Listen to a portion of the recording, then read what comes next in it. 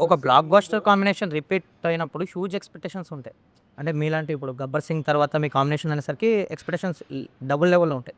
అంటే కంటెంట్ పరంగా మీరు తీసుకున్న జాగ్రత్తలేంటి? అంటే కొంచెం ఎంత ఛాలెంజింగ్ అనిపించింది? లైక్ ఆయన క్యారెక్టరైజేషన్ గాని అన్నీ డెఫినెట్‌గా అండి. ఫ్యాన్స్ ఇలా అందుకే కదా కంటెంట్ పరంగా తీసుకున్న జాగ్రత్తల్లోంచే 'భవదీయుడు భగత్ సింగ్' నుంచి 'ఉస్తాద్ భగత్ సింగ్‌కొచ్చాం.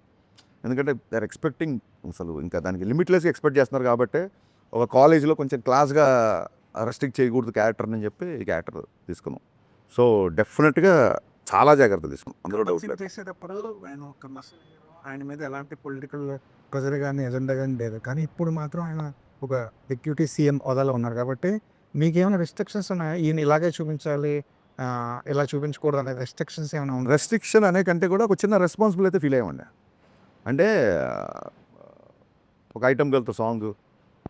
బట్ అలా అని చెప్పి సాంగ్ ఉండకుండా ఉండదు. మంచి మాస్ సాంగ్ కావాలి. సో, ఇప్పుడు ఒక డిప్యూటీ సీఎం స్థాయి హోదాలో ఉండి ఐటెమ్ గర్ల్‌తో ఐటెమ్ గర్ల్ అంటే డెఫినెట్‌గా అమ్మాయిని మనం గ్లామరస్‌గా చూపిస్తాము.